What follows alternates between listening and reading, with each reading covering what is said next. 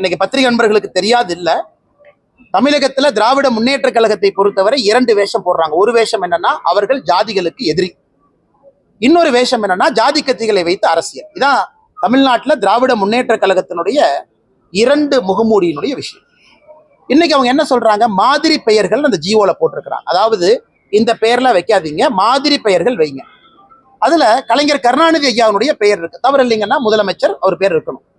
ஏன் ஐயா டாக்டர் எம்ஜிஆர் ஐயாவுடைய பேர் இல்லை? ஏன் இல்லை? கலைஞர் ஐயாவுடைய பேர் வச்சிருக்கீங்க, எம்ஜிஆர் ஐயா பேர் இல்லை. ஏன் புரட்சி தலைவி அம்மா ஜெயலலிதா அவங்க பேர் இல்லை? எதற்கு முத்துராமலிங்க தேவர் ஐயாவுடைய பெயர் இல்லை? நீங்க என்ன தேவர் சமுதாயத்துல பாக்குறீங்களா? அது பொதுப்படையான தலைவர், தேசியவாதி. எத்தனையோ தலைவர் பட்டியலின சமுதாயத்துல நமக்காக பாடுபட்டவர்கள் எத்தனையோ பேர், ரெட்டமலை சீனிவாசன் ஐயாவிலிருந்து ஆரம்பித்து MC ராஜா ஐயாவிலிருந்து பல பேருக்கு சொல்லலாம், ஒரு பேரையும் காணாமே. ஆனால் உங்களை பொறுத்தவரை அந்த மாதிரி பட்டியல்ல உங்களுடைய சித்தாந்தத்துல திராவிட முன்னேற்ற கழகத்துல வந்திருக்கக்கூடிய தலைவர்கள் பேரை 10 பேரை டைப் அடிச்சுட்டு மற்றவங்க எல்லாம் ஜாதி தலைவர்கள் பேர் வைக்காதீங்க. அதனால இந்த அரசாணையை உடனடியாக திரும்ப பெற வேண்டும் என்று முதல்ல இருந்து நாங்க சொல்றோம். அதே நேரத்துல சில இடத்துல இது வீம்புக்கான வேலை. உதாரணத்துக்கு கோயம்புத்தூர் மேம்பாலம் 10.1 கிலோமீட்டர் இருக்கக்கூடிய மேம்பாலத்திற்கு ஐயா GD நாயுடு அவர்கள் பேர் வச்சிருக்கோம். நாங்க வரவேற்கிறோம், அருமையான திட்டம். GD நாயுடு அவர்கள் பேரை சொன்னாதான் எல்லாருக்குமே GD நாயுடுன்னு தெரியும். ஏன்னா அவர் நம்முடைய மிக முக்கியமான ஒரு மனிதர், எடிசன் ஆஃப் இந்தியான்னு சொல்லலாம். கோயம்புத்தூர்ல ஒரு மிக மிக முக்கியமான மனிதர். இன்னைக்கு அந்த பாலத்திற்கு சரியான பெயர். அங்க நாயுடுங்கிற பேர் எப்படி வந்துச்சுன்னு சில பேர் ஆராய்ச்சி பண்றாங்க. கோயம்புத்தூர்ல போய் GDன்னு சொன்னா யாருக்கும் தெரியாது, GD நாயுடு என்று சொன்னால்தான் எல்லாருக்குமே தெரியும்.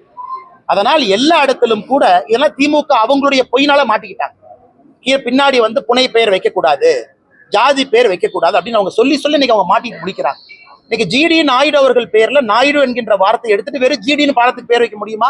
அது GD நாயுடு என்றுதான் வைக்கணும். அதனால எப்பவுமே நம்ம சொல்லுவாங்க, நிறைய தவறுகள் செய்யும் பொழுது ஒரு நாள் அந்த தவறுகள் எல்லாம் தலை மீது விழும். இன்று திராவிட முன்னேற்ற கழகத்தின் மீது அந்த தவறுகள் தலை மீது விழுந்து கொண்டிருக்கிறது. இந்த அரசாணையை உடனடியாக திரும்ப வாபஸ் பெற வேண்டும். அதிமுக கூட்டணியில விஜய் இணைந்திருக்காருன்னா பிஜேபியை கலட்டி விடுறதுக்கு ஒரு நொடி கூட யோசிக்க மாட்டாரு எடப்பாடி அப்படின்னு அதான் சொல்றேன். அது கருத்து சொல்ல விரும்பல அப்படின்னுங்கன்னா, சரியான நேரத்தில் நானும் பேசுறேங்கன்னா இன்னைக்கு அது நேரம் கிடையாது. ஏன்னா அந்த கட்சியினுடைய தொண்டராக இருக்கின்றேன். நான் பேசக்கூடிய வார்த்தைகளை அளந்து நான் பேச வேண்டும். பேசுவதற்கான ஒரு வாய்ப்பு கிடைக்கும் மிக விரைவில். அன்னைக்கு என் மனதில் இருக்கதே உங்கள் முன்னால் நான் கொட்டுகின்றேன். இன்னைக்கு வேண்டாம். ஆனா அன்னைக்கே சொல்லிட்டேன், தண்ணிக்கு சேர ஆரம்பிச்சா பத்திரிகை நண்பர்கள் தான் பிள்ளையார் சொல்றேன். நீங்க தான் கிளாப், நாமளும் சினிமா ஸ்டைல்ல கிளாப் போட்டு பூஜை போட்டு ஆரம்பிப்பாங்கன்னா அன்னைக்கு கண்டிப்பா உங்களுக்கு சொல்லாம ஆரம்பிக்க மாட்டாங்க. ஆனா அது ரொம்ப ஒரு துரதிர்ஷ்டவசமான விஷயம். குறிப்பாக இலங்கையினுடைய அதிபர் இன்னைக்கு புதிய அதிபர் வந்த பிறகு இன்னைக்கு நம்முடைய பார்டருக்குள்ளேயே வர்றதுக்கான முயற்சி இலங்கையினுடைய கடற்படை பண்றாங்க. அதனால் ரொம்ப துரதிர்ஷ்டவசமானது. உங்களுக்கு தெரியும், ஒரு முறையும் கூட மத்திய அரசு முழுமையாக இதுல இறங்கி நம்முடைய மீனவர்களை காப்பாற்றி கொண்டு வர்றாங்க. ஆனாலும் இலங்கையினுடைய கடற்படை செய்யக்கூடிய விஷயம் என்பது ஏற்புடையது அல்ல.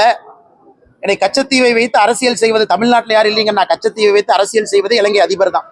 இதுவரைக்கும் எந்த இலங்கை அதிபரும் கச்சத்தீவுக்கு போல. இவர் மட்டும் போறார், 4 பேர்த்த கூட்டிட்டு போறாரு, பாக்குறாரு, பேசுறாரு. அதனால் ஒரு வெளியுறவு கொள்கையை பற்றி நான் பேசுவது தவறாக போய்விடும். நம்முடைய கட்சி இன்னைக்கு ஆட்சியில் இருக்கு. இருந்தும் இலங்கை கடற்படையினுடைய நடவடிக்கை என்பது கண்டிக்கத்தக்க ஒரு நடவடிக்கை. மத்திய அரசு பார்த்து கொண்டிருக்கின்றார்கள். அதற்கு உடனடியாக என்ன நடவடிக்கை எடுக்கணும் எடுத்துக்கிட்டே இருக்கிறாங்க. அதனால கொஞ்சம் பொறுத்து இருக்கும். அதிமுக பிரச்சார கூட்டத்தில் தாவேகா கூடி பறக்க விடுறாங்க. ஆனா கட்சி தொண்டர்களே அவர் தாவேகா கூடி அந்த கட்சி கூடிய பறக்க விட்டாங்க. ஆனா எனக்கு தெரியல எது உண்மை எது பொய். சில பேர் ஆர்வமா வரலாம், சில பேர் இன்னொரு கட்சியை சார்ந்தவர்களுக்கு இன்னொரு கட்சியை பிடிக்கலாம், அவங்க 2 கொடியை தூக்கிட்டு வரலாம். இன்னைக்கு தமிழ்நாட்டில் பாத்தீங்கன்னா சில பேர்த்த பாக்கெட்டை பாத்தீங்கன்னா 4 கட்சி கார்டு வச்சிருப்பான். அண்ணா நீங்க பிஜேபியா பிஜேபி கார்டு, நீங்க ஏடிஎம்கேவா ஏடிஎம்கே கார்டு, நீங்க டிஎம்கேவா டிஎம்கே கார்டு, நீங்க தாவேக்காவா தாவேக்கா கார்டு, இல்ல சீமான் அண்ணன் சீமான் கார்டு, ஏதோ ஒரு கார்டு. அதனால எனக்கு தெரியலீங்கன்னா கூட்டத்துக்கு எல்லா தரப்பட்ட மனிதர்களும் வர்றாங்க. இன்னைக்கு ஒரு புது ஃபேஷன் நான் பாக்குறேன்.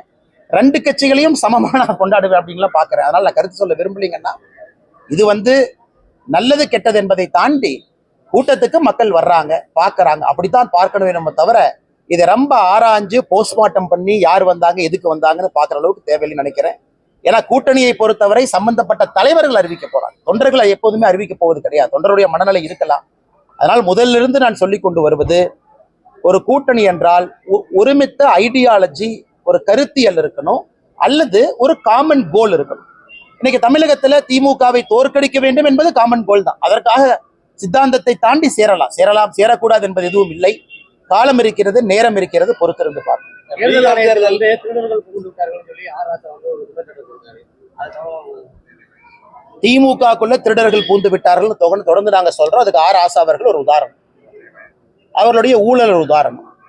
டிஎம்கே ஃபைல்ஸ் நாங்க வெளியிட்டோம். நாளைக்கு சைதாப்பேட்டை கோர்ட்ல அண்ணன் டிஆர் பாலா அவர்கள் என்பதை தொடுத்திருக்கக்கூடிய வழக்கு விசாரணையில் இருக்கு. நாளைக்கு நான் ஆஜராகிறேன். ஆனால் திமுக கூடாரத்திற்குள்ள திருடர்கள் நிறைய புகுந்து விட்டார்கள் கடந்த 40-50 ஆண்டுகள், அதனால்தான் இப்படி ஆகிவிட்டதுன்னு சொல்றோம். இன்னைக்கு ஆர் ராசானன் அவர்கள் இன்னைக்கு எலெக்ஷன் கமிஷனுக்குள்ள திருடர்கள் போயிட்டாங்க, அதனாலதான் இப்படி ஆயிடுச்சு. அதனால இது எப்படி பயத்திருக்குன்னா, வேலியை பார்த்து ஓனான் சிரிக்கிறதா, ஓனானை பார்த்து வேலி சிரிக்கிறதாங்கிறதா கேள்விங்கன்னா. அதனால் ஆர் ராசா அவர்கள் மற்றவங்களுக்கு அறிவுறுத்துவதை விட அவருடைய வாழ்க்கை பயணத்தை, அவருடைய ஊழல, அவருடைய 2G ஸ்கேம, அவர் செய்திருக்கக்கூடிய தவறான காரியத்தை கண்ணாடியில பார்க்கணும். தேவையில்லாம எலெக்ஷன் கமிஷன் மீது கல்லெறியக்கூடாது. செய்திகளை உடனுக்குடன் தெரிந்து கொள்ள கீழ்கண்ட கேபிள் மற்றும் டிடிஹெச் நெட்வொர்க்குகளில் எம்நாடு செய்தி தொலைக்காட்சியை காணுங்கள். பாதகம் செய்பவரை கண்டால் நாம் பயம் கொள்ளலாகாது பாப்பா. மோதி மிதித்து விடு பாப்பா, அவர் முகத்தில் உமிழ்ந்து விடு பாப்பா. அண்மை செய்திகளை உடனுக்குடன் தெரிந்து கொள்ள இணைந்திருங்கள் எம்நாடு தொலைக்காட்சியுடன்.